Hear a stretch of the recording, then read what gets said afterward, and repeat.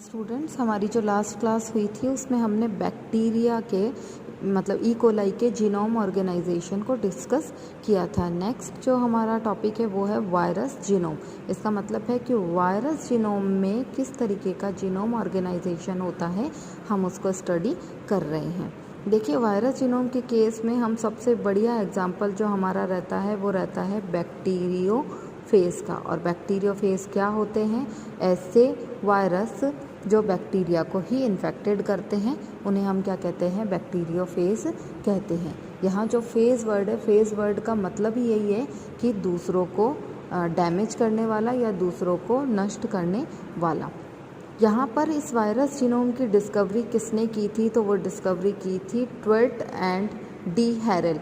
ये दोनों साइंटिस्ट थे, दोनों बायोटेक्नोलॉजिस्ट थे, जिन्होंने क्या किया था?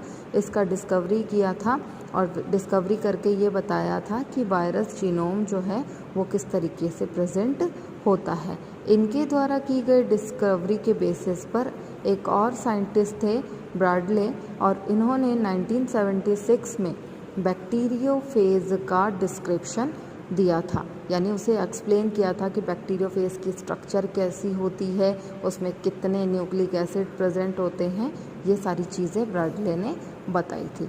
उनके बताई हुई स्ट्रक्चर के बेसिस पर ही एक जनरल बैक्टीरियोफेज की स्ट्रक्चर मैंने यहाँ शो की है।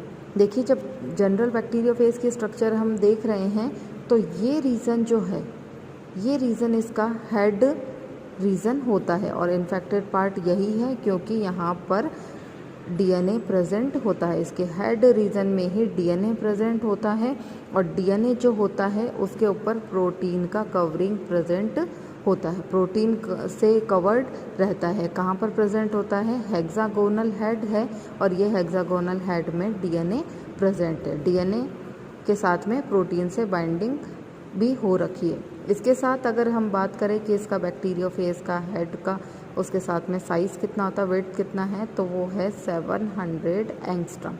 इसके हेड का मतलब टोटल वेट जो है बैक्टीरियोफेज की वो इतनी होती है। साथ में अगर केवल बात करें कि हेड रीजन में कितना साइज़ है, तो हेड इसका होता है 1000 एंगस्ट्रम के अप्रॉक्सी। देन हेड रीजन से ये रीजन जो बन रहा है इसे हम कहते हैं कॉलर रीजन, और इस कॉलर रीजन के अंदर जो है स्पाइरल प्रोटीन प्रेजेंट होती है। ये जो प्रोटीन है ये स्पाइरल प्रोटीन होती है। इसे हम कहते हैं कोर या फिर हम इसे कहते हैं शीट। कोर और शीट किसकी बनी हुई है होती है? स्पाइरल प्रोटीन से मिलकर के बनी हुई होती है। अगर इसका लेंथ देखें कि ये कितना है इसका साइज़, तो ये होता है 1100 एंगस्ट्रम के अप्रॉक्सी। इसका मतलब जो हेड, ये जो पार्ट है ये इसका 1100 एंगस्ट्रम का होता है। हेड रीजन जो है वो 1000 एंगस्ट्रम का और 1100 का इसका ट्रंक पार्ट होता है। देन ये जो नीचे वाला पार्ट होता है ये इसका टेल रीजन होता है, पूंछ भाग होता है। तो टेल रीजन में क्या होती है? ये एक हेक्सागोनल प्लेट प्रेजेंट होती है। कौन सी प्लेट है? Hexagonal plate. और इस हेक्सागोनल प्लेट पर 1 2 3 4 5 और 6 जो है वो टेल फाइबर्स प्रेजेंट होते हैं। ये टेल फाइबर्स ही हैं जो जाकर के बैक्टीरिया से अटैच होते हैं और उसकी जो सेल वॉल है यहाँ से एंजाइम का सिक्रीशन करते हैं और उसकी सेल वॉल को वो डैमेज कर देते हैं। डैमेज करने के बाद में अंदर इंसर्ट हो जाते हैं और अपना डीएनए जो है उस बैक्टीरिया के अंदर ट्रांसफ़र कर देते हैं। लास्ट जो हमारी क्लास चल रही थी लास्ट ईयर वाली, उसमें हमने बैक्टीरियोफेज का जो रिप्रोडक्शन था जिसमें हमने 3 स्टेजेस को पढ़ा था, ट्रांसफॉर्मेशन, ट्रांसडक्शन एंड कॉन्जुगेशन। हम उन्हीं फेजेस के बिहाफ पर इसको स्टडी करेंगे। वहाँ पर भी यही हो रहा था कि बैक्टीरियल सेल पर आकर के, जैसे ही बैक्टीरियोफेज आकर के जुड़ रहा था, उस टेल रीजन से क्या हो रहा था? एंजाइम का सिक्रीशन हो रहा था। एंजाइम के सिक्रीशन से ये जो हेड रीजन था उसका डीएनए जो था वो यहाँ पर अंदर इंसर्ट हो गया था। देन हमने डिफरेंट एंजाइम की न्यूक्लिक एसिड की रिएक्शन उस पर करवाई थी, जिसके कारण इसने एक इंटीग्रेटेड फॉर्म में प्रोफाज का फॉर्मेशन किया था, जो कि हम ट्रांसडक्शन में पढ़ चुके थे। तो यहाँ पर जब ये ट्रांसडक्शन का प्रोसेस, अब ट्रांसडक्शन में हमने ये भी पढ़ा था कि यहाँ पर 2 साइकिल्स चलती हैं, कौन कौन सी, एक होती है लाइटिक साइकिल और एक होती है लाइसोजेनिक साइकिल। लाइटिक साइकिल में होस्ट सेल की डेथ हो जाती है, जबकि लाइसोजेनिक साइकिल में होस्ट सेल की डेथ नहीं होती है। तो यहाँ पर इन दोनों साइकिल्स के रन करने के लिए, इन दोनों साइकिल्स के चलने के लिए कुछ जीन्स इम्पॉर्टेंट होते हैं और आपको ये जीन्स जो हैं ये एज इट इज़ याद रखने पड़ेंगे। तो यहाँ पर जो जीन प्रेजेंट है वो कहाँ, किस प्रोसेस में है, ये हैं हमारे लाइटिक और लाइसोजेनिक साइकिल के अंदर। तो लाइटिक और लाइसोजेनिक साइकिल के अंदर हम जो डिफरेंट टाइप के जीन्स हैं वो कौन कौन से जीन हैं उनको स्टडी करेंगे। देखिए ये साइकिल है, एक तो है लाइटिक साइकिल और एक चल रही है लाइसोजेनिक साइकिल।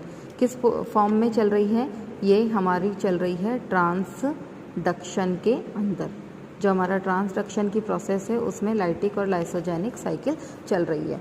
तो ये जो साइकिल चल रही है इसमें 3 जीन इम्पॉर्टेंट होते हैं। फर्स्ट जीन है immediate early genes, then second है डिलेड अर्ली जीन्स और थर्ड है late genes. One by one हम जीन को स्टडी कर रहे हैं। देखिए फर्स्ट टाइप का है इमीडिएट अर्ली जीन्स। इनमें 2 जीन प्रेजेंट होते हैं, एक तो है CRO जीन या क्रो जीन जिसे हम कहते हैं, और एक होता है N जीन। इन दोनों का काम क्या है, ये लाइटिक साइकिल को रन कराने में हेल्प करते हैं और उस लाइटिक साइकिल को लाइसोजेनिक साइकिल में कन्वर्ट होने से रोकते हैं।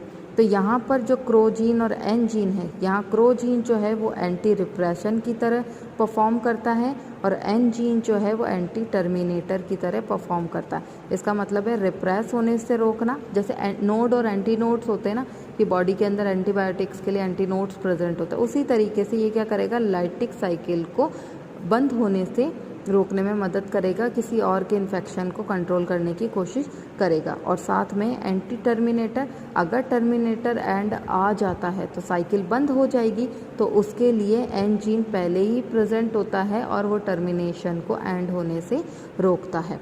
इसके साथ ये दोनों क्या काम करते हैं, इनका मेन फंक्शन जो है वो लाइटिक साइकिल में है कि C1 जो जीन है जो कि लाइसोजेनिक साइकिल के लिए रिस्पॉन्सिबल होता है, ये उस C1 जीन को रिप्रेस करके रखते हैं, रोके रखते हैं, ताकि लाइटिक साइकिल कंटिन्यूस चलती रहे और लाइसोजेनिक साइकिल कंट्रोल रहे। क्योंकि लाइसोजेनिक साइकिल के स्टार्ट होने के लिए कौन से जीन की ज़रूरत होती है, C1 जीन की ज़रूरत होती है।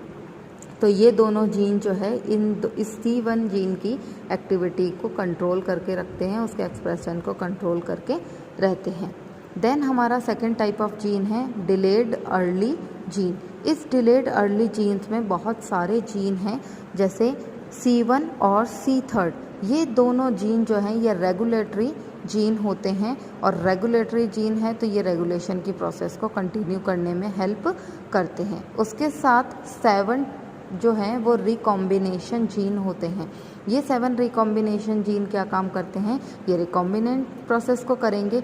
इन 7 के 7 जीन्स यहाँ पर रिकॉम्बिनेशन की प्रोसेस में इन्वॉल्व नहीं होते हैं, केवल 2 ही जीन जो हैं वो रिकॉम्बिनेशन की प्रोसेस में इन्वॉल्व होते हैं और उसके साथ ये लाइसोजेनी साइकिल में मदद करते हैं, 2 रिकॉम्बिनेशन जीन।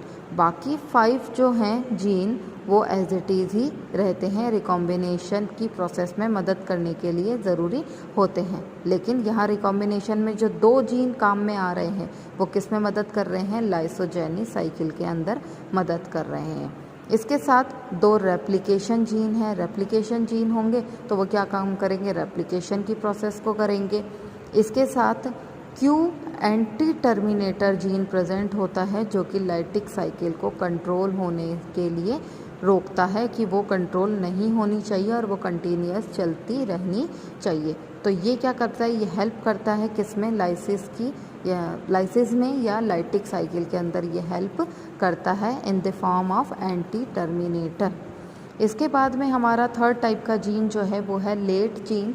लेट जीन्स जो होती हैं उनमें 10 जीन्स जो होते हैं वो तो हेड में प्रेजेंट होते हैं, 11 जीन्स जो होते हैं वो टेल रीजन पर प्रेजेंट होते हैं और 2 हमारे लाइसिस जीन होते हैं जो कि इस कंप्लीट साइकिल को रन कराने में हेल्प करते हैं। जैसे ही ये सारी प्रोसेस जीन के थ्रू हो जाती है और ये इनका एंटी टर्मिनेटर ख़त्म हो जाता है तो ये लाइटिक साइकिल जो है वो लाइसोजेनिक साइकिल में कन्वर्ट हो जाती है और आगे की साइकिल लाइसोजेनिक साइकिल की चलती है। तो ये था हमारा बैक्टीरियल जो वायरल डीएनए था, जो बैक्टीरियोफेज का था, उस वायरस डीएनए का जीनोम ऑर्गेनाइजेशन इस तरीके का था। अब जब ये इस तरीके की प्रोसेस चल रही है, रिकॉम्बिनेशन हो रहा है, तो उसके थ्रू बैक्टीरियोफेज की रिकॉम्बिनेंट डीएनए टेक्नोलॉजी आएगी और नेक्स्ट क्लास में हम बैक्टीरियोफेज की रिकॉम्बिनेंट डीएनए टेक्नोलॉजी को डिस्कस करेंगे।